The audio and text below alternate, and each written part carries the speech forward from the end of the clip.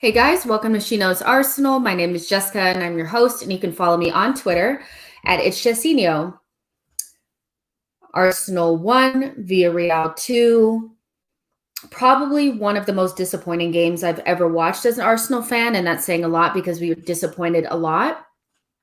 I see that the crucial away goal has given a lot of people, I don't want to call it false hope now, but I just feel like has softened the blow. And quite frankly, I couldn't give a crap about that crucial away goal. We were absolutely horrendous today, and we didn't deserve anything out of that game. I've never been more disappointed in this team than today. And that's saying a lot. Out of Roma, Villareal, Manchester United, and Arsenal, we're the team that needs this the most. And we played like the team that didn't want it at all. And I'm tired of watching this team go into games with zero intensity, zero urgency, a lack of a game plan, and an inability to be flexible and to make changes early so that we don't get freaking red cards that are just so obvious that we're going to get. We'll get on to Arteta in a minute, but I just want to start with the freaking lineup. So I see the lineup and I'm thinking to myself, okay, well, we're playing with a false nine and this could be a little bit dangerous and risky, because we're not Man City. So we're not the type of team that can really play this way. We need a focal point. We're not good enough. And exactly what I thought would happen happened, where we didn't have anybody in between pretty much the box. There was nobody near the penalty box. There was nobody in the middle of the field. So I'm not quite sure how we were supposed to score goals. We didn't have a single shot on goal. Besides the penalty, we didn't have a single shot on goal. It wasn't working. It wasn't working. It was obvious it wasn't working. And you could have probably anticipated it not working, because even City yesterday against PSG, a team that's light years ahead of us, struggled to play with the false nine for the first half of that game. So why on earth are we doing it? Aubameyang and Martinelli were on the bench, and we needed a striker. We did a lot to keep Martinelli from playing, and it didn't work. And sometimes your game plan doesn't work, but you need to make changes quick. It wasn't freaking working. It was obvious. Not a single shot on goal until the freaking penalty. We looked dead. The front four was dead. All of it was dead. The team was playing like it was a scrimmage or it was a practice. Guess what? This is real. It's going now. Villareal, although I think they slipped towards the end, played like the team that needed to win the Europa League. They were intense. They had urgency. They were smarter than us. And they played with their own natural instinct. Natural instincts count for something. And this Arsenal team doesn't play with their natural instincts. They play very robotic, a very sterile-like way. And I can't help but feel like that's from Arteta. I cannot help but feel that way. I said before the game that I felt like this was a strange game to have Dani Ceballos play in, because he's not concentrating on us. He doesn't know where his future lies. And in the week where he says that he'd rather be in La Liga and it suits him better, this is not a game I would have played him in. I wouldn't have. And it proved that. He was absolutely horrendous. He was a liability in this game. Before the red card, he was horrendous. He was getting bypassed every couple of minutes. And Villarreal's midfield is not that good. But he was just getting bypassed. And then he gets a yellow card, and you can see he's the type of player that is just reckless. When he gets to a point where he's decided that I'm just going to do whatever I want, he gets reckless. Right after halftime, he makes a stupid foul. Probably could have got a yellow. Probably was more of a yellow than the foul that he got that became a red card. And then he gets the red card. And we all could have seen it happening. Why is Dani Ceballos still out there after halftime anyway? You could tell it wasn't working. Then we're down to 10 men, and we're just horrendous. Even at 10 men, like 10 versus 10, Villareal was still outplaying us. They were easily bypassing our midfield, getting into our box, and getting chances. The entire game, they were bypassing us. They were getting past because we weren't pressing them. We had said before the game that because we had Pepe, Emile Smith-Rowe, Saka, and Odegaard up there, that was a pressy front four. They didn't press at all. That front four didn't press at all. So they were easily bypassing them, easily bypassing Danny Ceballos and Thomas Partey, who we'll get onto it in a second, and easily getting into our box and getting chances. What kind of shit is that? I cannot excuse this performance. And we cannot just say it's the players. Arteta was standing there like a statue, like, I can't believe this isn't working. I could have told you in the first 10 minutes it wasn't working. You should have been making changes in the first 45 minutes. After halftime, we should have seen major changes. It wasn't working. It wasn't just we need to tinker and change a couple things. It's fundamentally not working, you know? So I don't really know. I thought Pepe was our only danger. Emile Smith-Rowe, Saka, and Odegaard were sleepwalking through that game. I know. I love Bukayo Saka. I love Emile Smith-Rowe. And this is why, like, for Arsenal Football Club to be relying on 22, 20-year-olds and 19-year-olds is ridiculous. They're always going to have games like this. They're prone to not being ready to play in these types of games. But we don't have anybody that we can rely on. And that's a big, huge, that's an issue. As much as I think that, you know, Saka, Emile Smith-Rowe, Odegaard were not great, I can't really get on them because it's natural for young players to not be consistent. And when they have a lot of pressure on them, and after the week that has gone by, I cannot be like that mad at them. But players that I can be upset about are players like Danny Ceballos, who has enough experience to not be an idiot. But then you have players like Thomas Partey. I've backed this guy so much. And he infuriated me today to like literally the point where I'm like, am I seeing something that I don't see? Like, that's not real? The guy looked like he couldn't be asked. He looked like he couldn't be asked. Like, he looked like he literally could not care.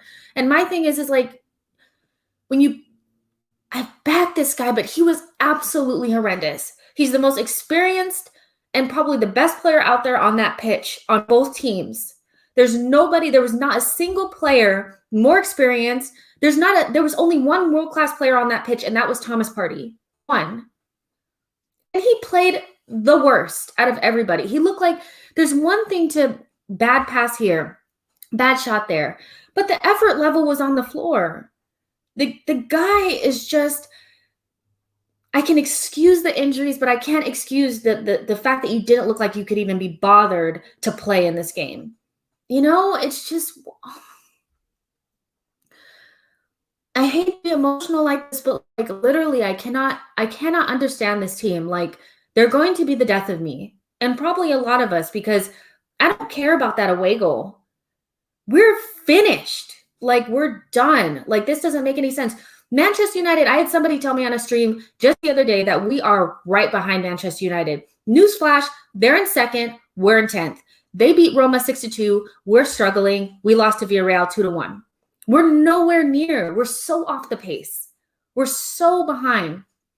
And I think, yes, I understand that Thomas Partey did some things okay, but the effort level, the fact that he looked like you can't play the way you play against West Ham in the second half. You can't play the way you play against Manchester United. You can't play those ways. You can't play the way you played against Liverpool in the Champions League. And then tell me the performance that I saw today was just what I should expect from him. No, I expect more. I do. I expect more. And today was the day that made me think, wow, I am betting on the wrong horse. I am an absolute idiot thinking this guy is going to come in and do something when he can't even be asked. He can't be asked. You know, it's just, I don't know. They were playing beneath the surface. They didn't look like they needed to win this game, and they most certainly do. So I don't know. You guys, I don't know. Like, I'm shocked. And don't let that away goal fool you. we are not, I don't think we're getting to the final. My expectation is for us to crash out next week because these guys are playing like they could not give a toss about this game. They're playing like people that have already, like, oh, we're in the league, we're in 6th place, no problem. You're in 10th. You are in 10th place. You need to win this. It's ridiculous. It's just ridiculous. And just getting on Arteta, like, I think he's a good coach. I think he's good on the training pitch, and he can get them to understand his ideas and practice, but they're not coming off in the game. And I don't like that they're not playing with their natural instinct. They're playing like players that are thinking too much. And it's just not that difficult. Just go to the ball, pass to feet, run. Did you see a single player out there sprint today? Did you? No, because they're not playing with their natural instincts. They're all being coached to stay in this little circumference, to stay in the little spots, don't get out of position. And so we're not naturally getting second balls. We're not naturally getting third balls. We're getting beat to every single thing, and we're being bodied off of balls. Like, it's pathetic, so this overthought way of playing is making the players so stiff. And I understand that maybe he feels like he needs to be overly structured because these players are not good enough. But when you take away the aspect of players being able to be urgent and be in the moment, you take something away from them. That, to me, that's the main reason why teams like West Ham and Aston Villa are above us in Leeds, because they play with heart, energy, urgency. They play.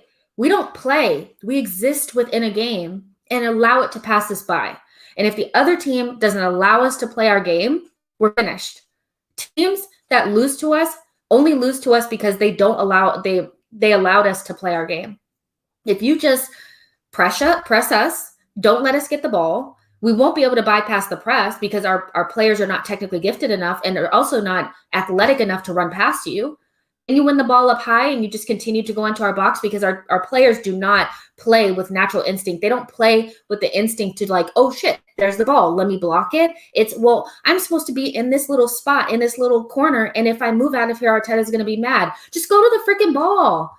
Just go to the ball. Like, this is ridiculous. There needs to be some sort of compromise between playing structured and making sure people are accountable and are in their position, and playing with natural instinct.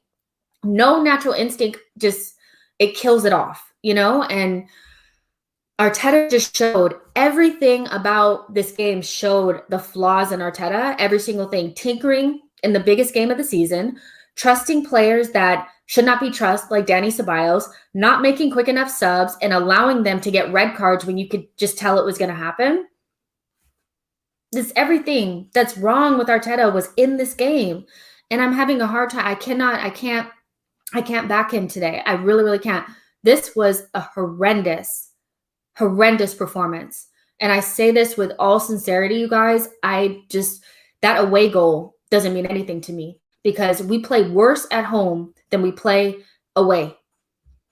Even if we were to squeak by, do you think we're going to beat Manchester United? They have booked a ticket into the final. They've already secured top 4. They beat Roma 6-2. If we're not going to win, it doesn't even matter. If we get to the final, does it matter? This is ridiculous. I don't understand this team. I don't get it. I don't understand anything about it. It's just, wow, So let me get to some of these comments. I know you guys have been going ham in the comments, but yeah. Milton says, going to make the excuse for Arteta, forget about report. I bet we didn't have a healthy striker other than Martinelli and Eddie. He won't do that to Gabriel. Yeah, but that doesn't excuse keeping Dani Ceballos on the field. It doesn't excuse a lot of things. Tinkering, playing a false 9. The last time we played a false 9, it was an absolute failure. And then you choose to do it in the biggest game of the season, and it's failing. From it, that's one excuse, but it's not enough. Sorry. Yo-Yo says Willian has been frozen out. Gabriel has lost his place. Party is now open to heavy criticism. Why do people believe Arteta should sign more players? I don't know, but I've yet to see a player come in and do better. That's something that I'm kind of noticing, like, because Thomas Partey is a world-class player. Don't get it twisted. I think he's one of the best players that I've seen in a long time in that position. And before coming to Arsenal, he was at the top of his game, and now he looks so average. Gabriel was also much better at Lille. He looks average now. So I'm not sure how I feel about it. I want to kind of stay away from my thoughts about Arteta in totality, because I can say things that I may not really feel because I'm a little bit emotional right now. But yeah, the fact that some of these players they're worse now that they've signed for Arsenal is really, really, really crazy. New Dog Game says, I called it, Jess. I told you we'd lose 2-1. Yeah, you did. You called it. You called it. I thought it would be 2-1 the other way, but hey, you know. Sean says Saka dived to get the penalty. I don't care what he did to have to get that penalty, to be honest. D-Jog says Partey is alone and he needs another good midfielder too. Yeah, he does. He's not the type of player that can play on his own in the midfield, but my issue is I know what it looks like when you're playing 110%, and I didn't get that. And I don't care how bad you're playing, how many bad passes you do, and how much maybe you don't rate the manager and you don't rate whatever. Like, I expect you to still give 110% because that's what the fans deserve. If anything, we deserve better than what we saw from him today. So I'm not going to let him off the hook. In Ria, I do agree with this, but he couldn't be asked today. He couldn't be asked. Aaron says, who's the blame for these players' approach? One man, Arteta. Yeah, starting games slowly and lack of intensity and is something that has really become a common theme under Arteta. And I have to believe it's something that he's telling them to do, to be so structured and robotic that their natural instincts aren't coming out. And natural instincts is sometimes what you have to rely on when you're not as good as other teams, like your ability to jump on half chances, your ability to get second balls, things like that. And we don't do any of those things. We'll cross it into the box, and if it's not the perfect cross, nobody's even running into the box. And that's problematic for me, because in cup competitions, in sport in general, luck is a big part of that. And we don't get a lot of luck because we don't roll the dice. We're very risk adverse, but yet and still we're still making mistakes. So I'd almost rather be less risk adverse and throw a little bit more forward sometimes, just so that we could get some things going our way. It's just there's a lack of natural movements and natural things. And a lot of these players are being asked to do things that are completely out of their skill set. I just want to say also that every single time that we play with Rob Holding being the captain, we don't play well. Rob Holding is not somebody that needs to be captain at Arsenal Football Club. He's a player that I do feel like we need to move away from. If he's the fourth, fifth choice, that's perfectly fine, but the guy's just not good enough. I mean, he's also a liability in the offensive penalty box as well. The kid can't even get the ball on target. I like Rob Holding as a person. He's probably a nice guy, probably a funny guy, but he symbolizes the mediocrity at this club. The fact that he's been here for 6 years or 5-6 years or some craziness like that. And he's still, he's captaining the squad in the most important game of the season. And why? Why? It's just, and you have somebody like William Saliba just chilling in Nice. It doesn't make sense. Jay says, I'm not quite Arteta out, but mismanaged bullshit like today will get me pretty quickly. I was feeling myself really turning in the middle of the game. In the middle of the game, I was very much so like, this guy's got to go. I think, and I said this, I don't know where I said this, but Arteta was a bad appointment, period. For a team in our position after Arsene Wenger, we needed a strong personality to come in. We needed somebody who knew what they were doing. We didn't, with limited funds and just a bad team in general. The last thing we needed to do was bring in somebody who didn't know anything about managing a team. And we made him a coach, and then we made him a manager. So we've made so many bad decisions. KSE, the executives, have made so many bad decisions. And there's a bucket in my head of bad decisions that have been made in the last couple of years in particular. Keeping Arsene Wenger too long, hiring Unai Emery, allowing Raul to take control of our transfers, Ivan Gazidis, so many different things. Buying Pepe. I like Pepe, but he was also a mistake. And Arteta is also going to go in that bin for me because you just don't put a club of our stature in this type of position. I like Arteta, but I think he's a good idea for a club that doesn't have as much, is not in such a bad position and is not in such a dire position financially and historically as well. And he would do better in a club that doesn't have as much writing on every single game.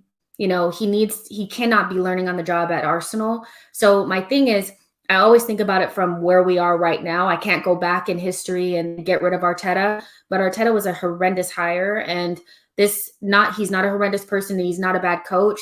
He's just not the coach that we needed in the situation that we're in. And I really hope that KSE, the executives, somebody can understand that, because we are on the precipice of being in such where we could never come back if we don't make the right decisions in the summer.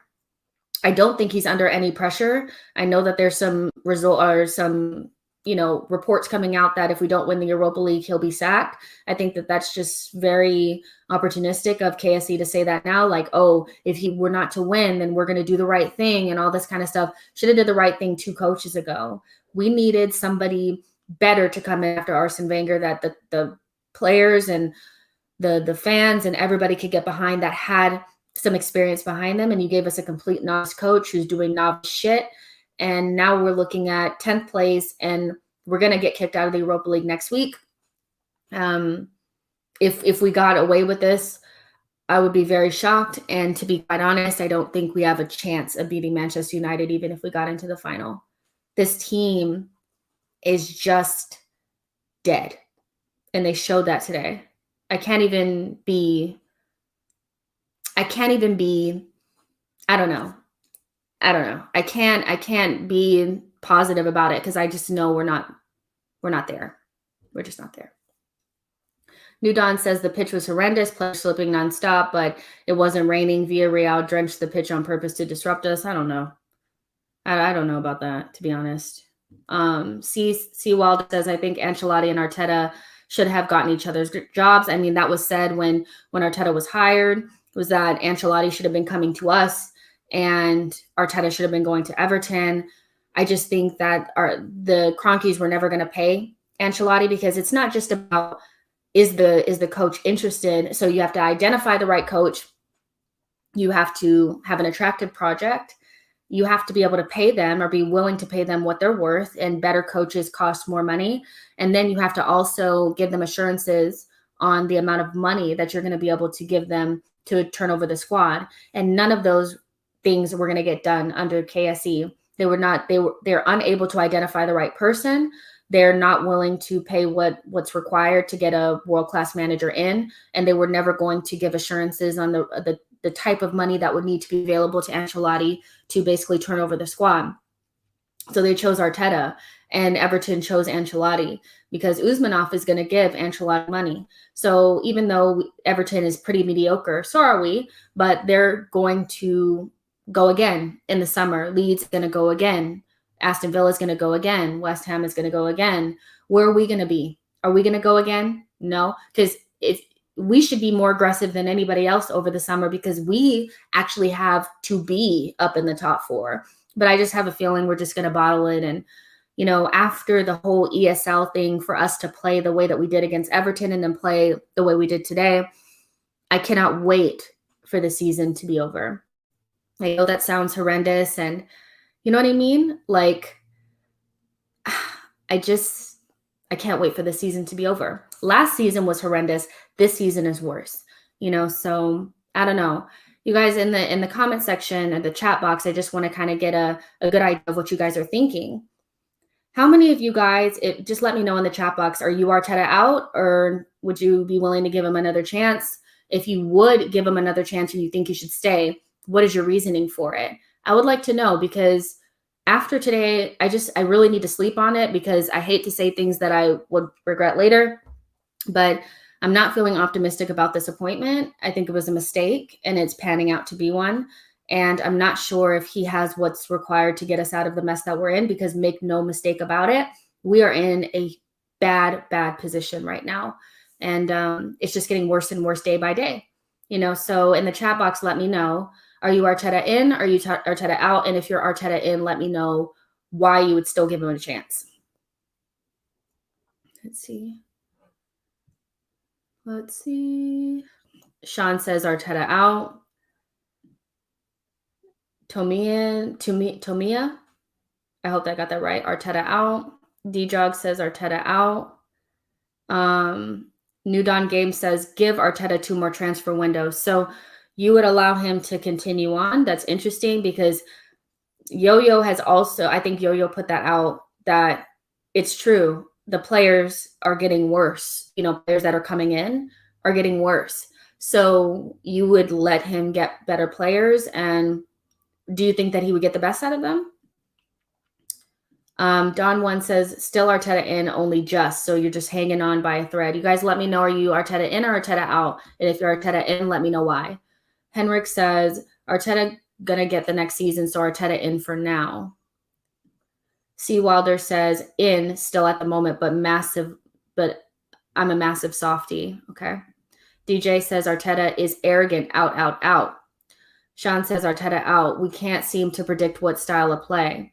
Yeah, I kind of saw what we were trying to do, but we veered away from that. And now I don't really know what our style of play is. We change our style of play every single couple of games. Once somebody figures out what we're doing, we change again. And that's hard to keep up. Paul says, even if he wins it, he should go. Dev said Arteta is way too green. He may be good in the future, but the job is just too big for him. I agree. He is very green, and I do think that he can be a good coach and be not what we need. So when you say Arteta is not the right man for the job, it doesn't really have much to do with what I think he's doing on the training pitch. It's about the results and the fact that I'm watching this team go out here and have zero energy, no get and go, no confidence, no anything. And that has to at some point come down to the coaching, because I'm seeing it more and more often. And although I don't think the players are good enough, I'm having a hard time figuring out how Arteta is going to get them in a position to do better. It seems like he almost is making them worse in a way, and I hate to say that. Mark says Arteta out like a light. Ed says I've backed Arteta, but now he needs to win Europa to keep his job. No chances at halftime, or no changes at halftime was the final straw. And that just shows you the levels. As much as I don't rate Emery super highly, I think he made a change at halftime, and that showed how desperate, he was, to kind of win the game, or at least make a change that would be positive for his team. And Arteta stuck with what wasn't working, and we could have all seen that Ceballos was going to get that red card, and he got it, and it's just silly. And I don't really want to slag Ceballos off, but buddy, you're talking about you want to go back to La Liga and stuff. I just don't think his mind is here anymore, because his future is up in the air. He's 24 years old. He's not making the Euros for Spain. And he's just not somebody that's been great this season. And he played a couple of decent games, and then he's starting in the most important game of our season. And it's just, yeah, I didn't really like that. Yo-Yo says was never Arteta in /out. Arteta why? His appointment and promotion made no sense. Raul's parting gift. Yeah, I mean, was Raul a part of it? Because I think Raul wanted Emery to stay. I know Raul was in the room, but part of me feels like KSC just was really glamored or dazzled by what Arteta was saying, because he was saying all the right things. He was going to get us to play this way of playing, and he's probably okay with getting less money and less funds and all this kind of stuff. And that's right up the Kroenke's alley. And he hasn't been able to deliver on any of that stuff. AK Gunner says, just no more trust the process. We cannot waste another season with Arteta robotic style. Poor man management and in-game management is not good enough. He does not play to our players' strengths.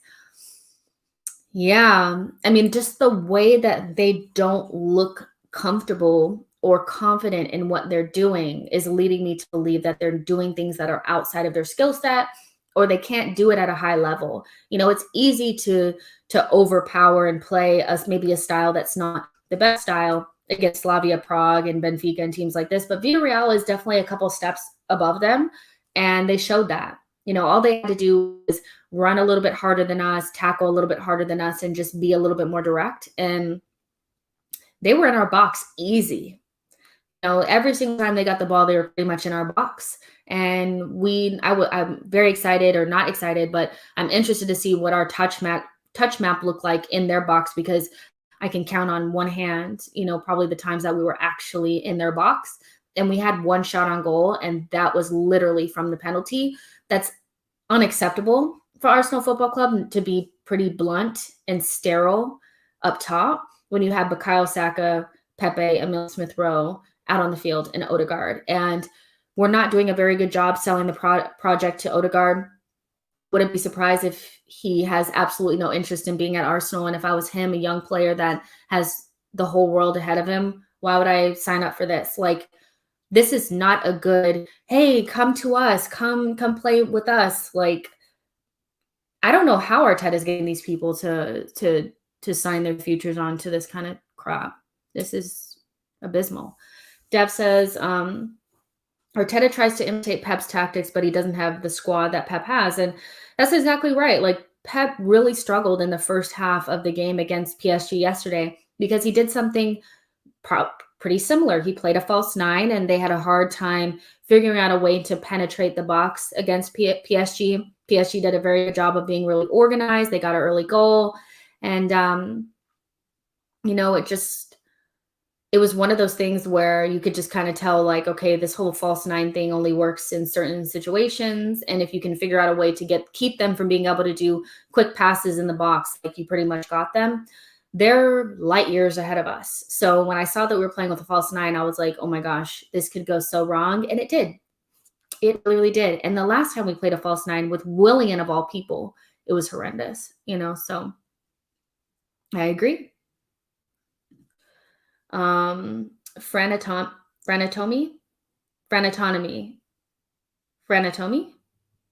I hope I said that right. Arteta out. He doesn't react fast enough when the game needs change. I mean, he's saying that he's reactionary would be kind, because he rarely reacts. He's very, I wait until the very last minute to make any sort of changes. And that's one of the biggest things, but he hasn't changed, and he doesn't look like he's interested in, doing anything different, so I think that's who he is.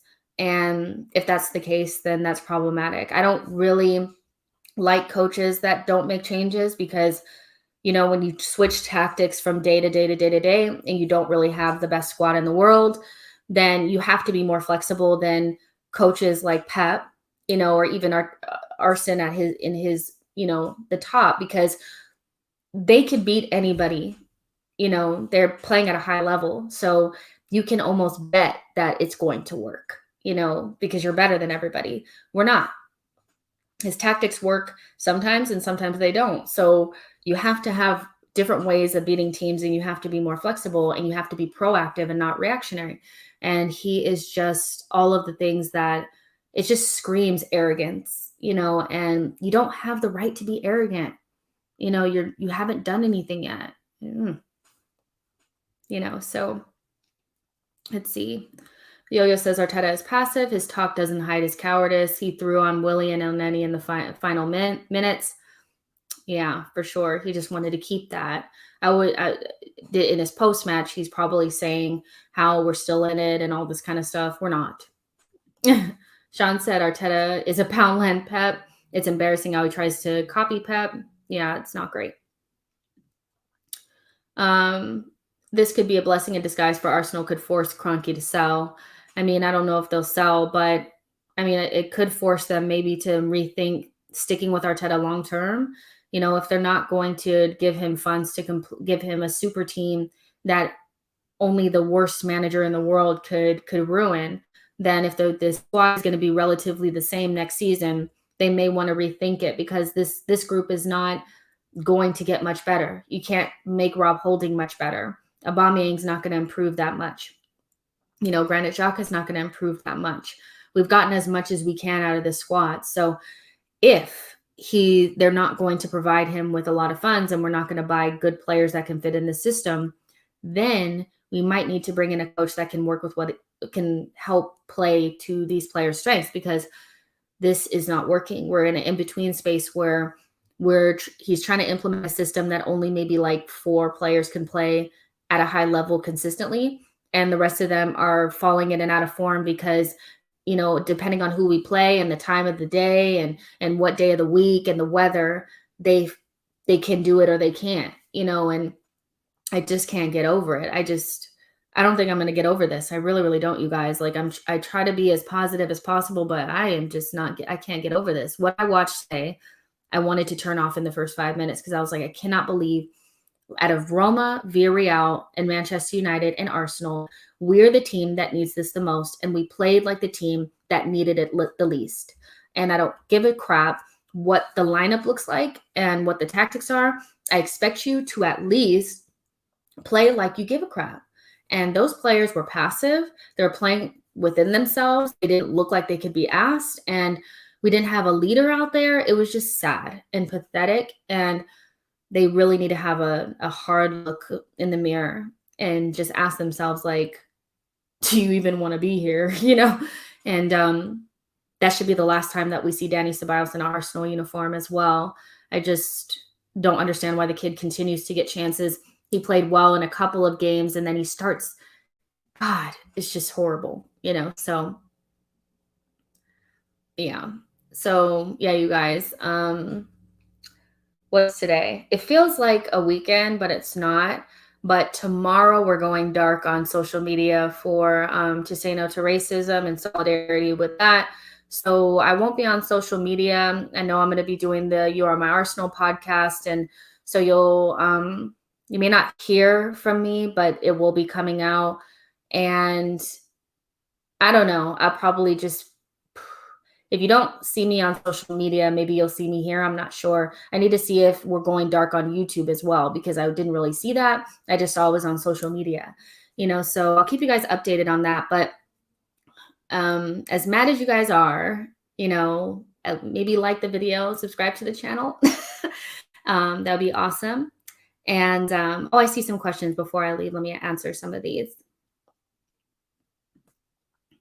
Philosopher says, which coach would be a one you'd like to replace Arteta?